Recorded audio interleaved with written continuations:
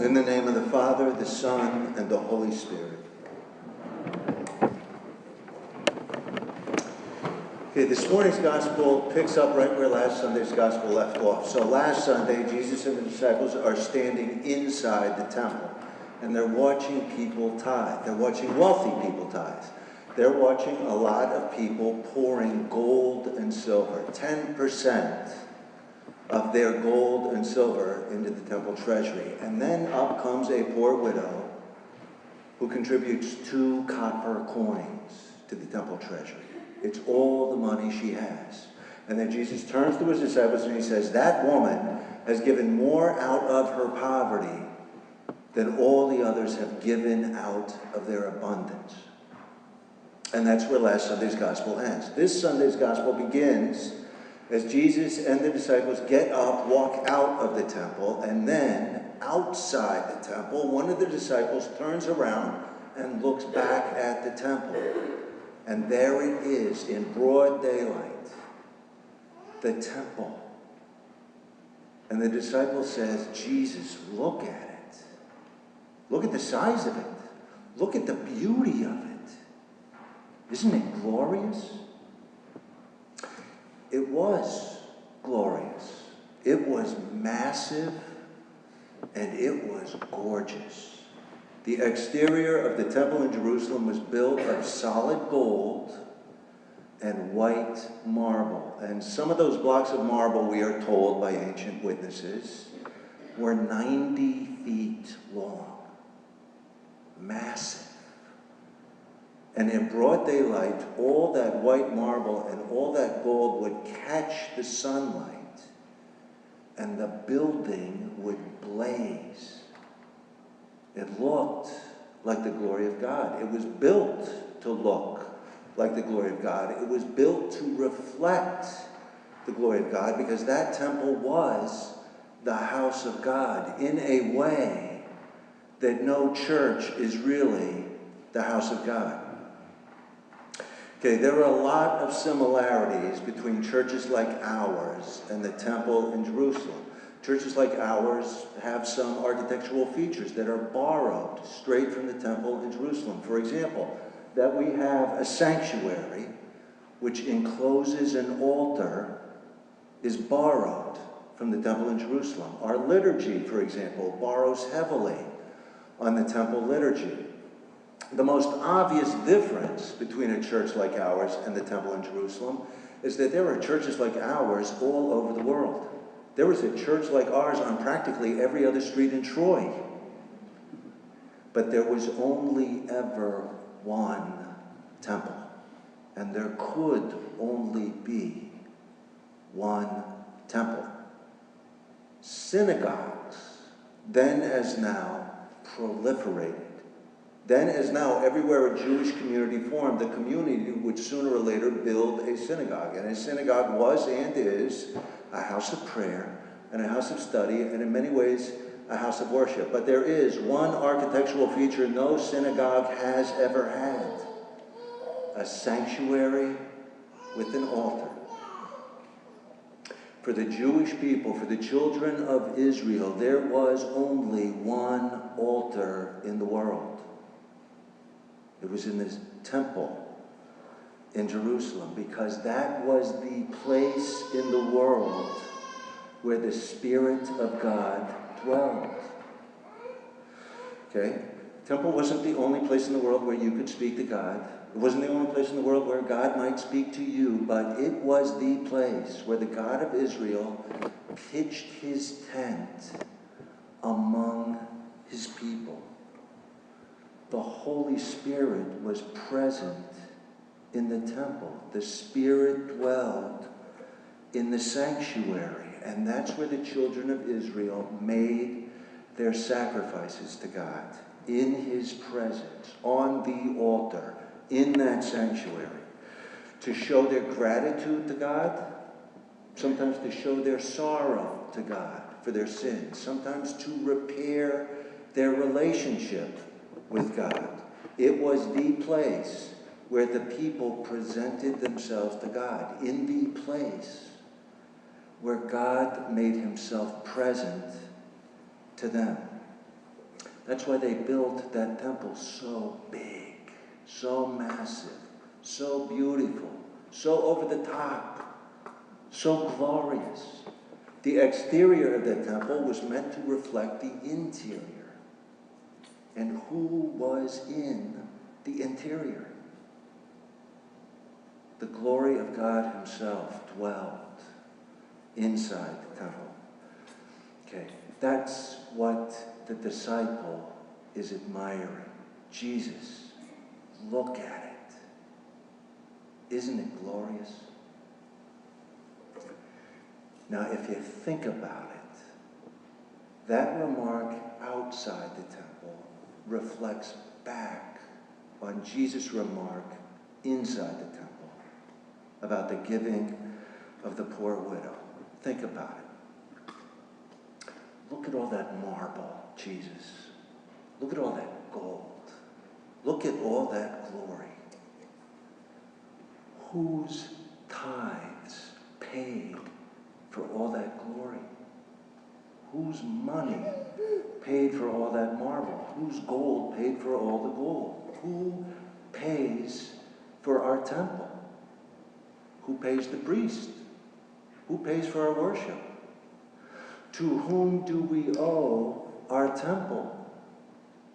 Whose big harvests and flocks and herds are sacrificed on the altar? Not the poor widows. Okay. It is all well and good to admire the faith of a poor widow. The faith of a poor widow is enough to build a castle in the air. But if you want to build a temple of marble and gold, you need big money. If you want to maintain a temple made of marble and gold, you need big givers. It would be interesting to know which of the disciples was admiring that temple. Was it Judas, who was said to be a lover of money? Was it James or John, who were lovers of glory? Was it Peter, who never missed an opportunity to say the wrong thing at exactly the wrong time? I think that the disciple is left unnamed in the story suggests that the disciple, whoever it was speaking for all 12. I think he was speaking for at least 5. Because we know what at least 5 of those disciples did before they became disciples. Peter, Andrew, James, and John were fishermen.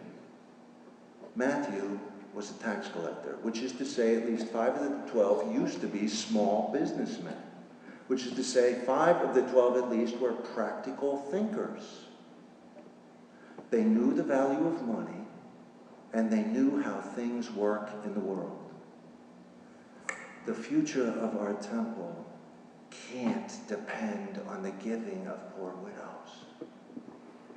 The future of our temple depends on the people in that temple who are giving out of their abundance.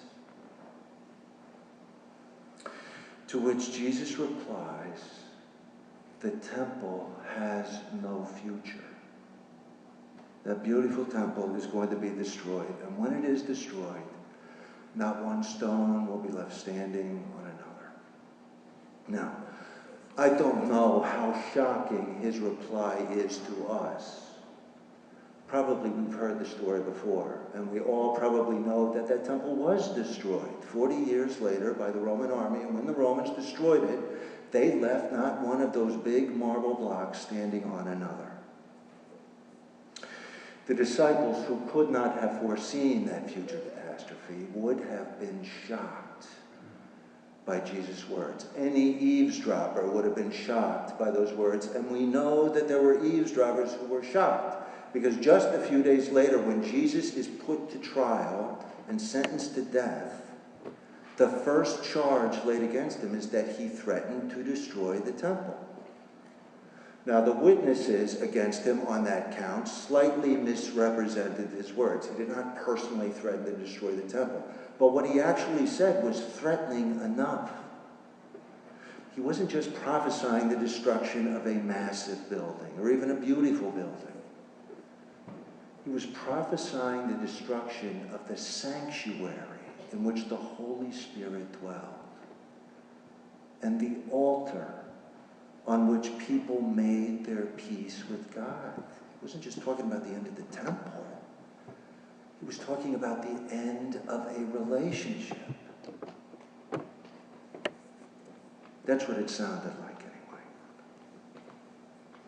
But what they heard as a threat, he meant as a promise.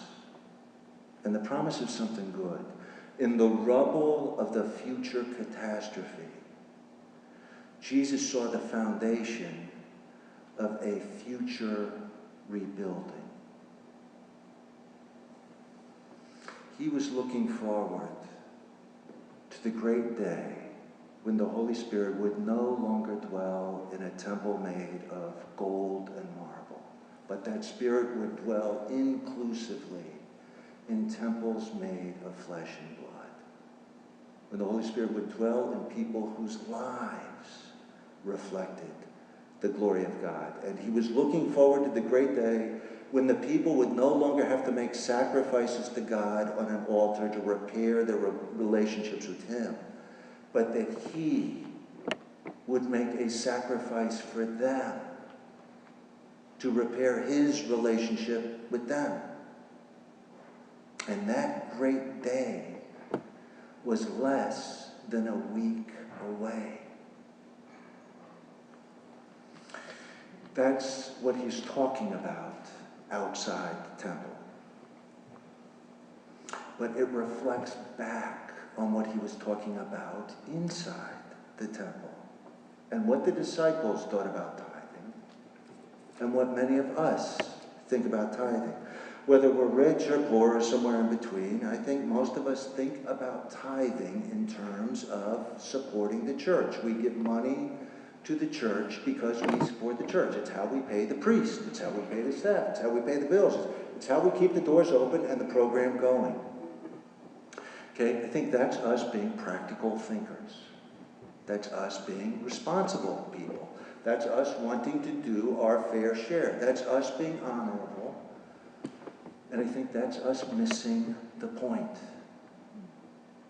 Okay, obviously, our gifts do pay the priest and the staff and the bills, and they keep the program going. But all of that is just a byproduct and an afterthought. Okay, that is not what Jesus thought about when he thought about how people give and why people give. If that was the way Jesus thought about giving, he would have stopped the poor widow from giving, because he did not believe the temple was worth supporting. From his point of view, the temple had outlived its usefulness. From his point of view, the temple was just days away from becoming obsolete. From his point of view, that temple was not worth her last 2 cents. But he didn't stop her from giving to the worthless temple. In fact, he praised her for giving to that obsolete temple, because he recognized a value, a priceless value in her giving that had nothing to do with the temple. Her giving was an expression of her gratitude to God and her faith. And that's all it was to Jesus. Tithing, or giving to the church, is not about supporting the church. The church is just an accessory after the fact. What you give is strictly between you and God. And from God's point of view, it's mostly about you. He doesn't need what we have to give. Okay, we need to give of what we have. Our giving doesn't draw God any closer to us. He could not be any closer to us than he already is. We are temples of the Holy Spirit. We are the tents now in which he dwells in the world. We are the temples that reflect his glory to the world. and we reflect his glory by giving, by being giving people. He is a sacrificial giver. When we give like him, we grow like him. And that's the only reason he calls us to give. It isn't all about money. It's way more about mercy than it will ever be about money. Money is the very least of it. I've been dwelling on money for the last couple of weeks because that's where the gospel has been dwelling. But if you remember 3 weeks ago on All Saints, when we were talking about all the other gifts we've been given, that we've been given to share, if you remember the ministry fair and all the displays people made of the gifts people have been given here and which they share here. If you had asked the people who made those displays where giving began for them or how giving began for them, I think many of them would have said, in the beginning, they felt sort of like a poor widow. They weren't sure they had anything to give that would make a difference to anybody else. I mean, I think many of them felt like maybe they had 2 copper coins. And what is that to a church like this? But they had faith enough to contribute the 2 coins. And something grew. What grew? Well, if you went to the ministry fair, you might conclude that what grew was our church. And it has. And it does. And it is growing. But that is just a byproduct and an afterthought. What grew? The people who in the beginning felt like they could only give out of poverty. Today, those very same people feel like they are giving out of an abundance. And that's why God calls us to give. We are the humble tents in which the Spirit dwells. And he wants the tent to grow.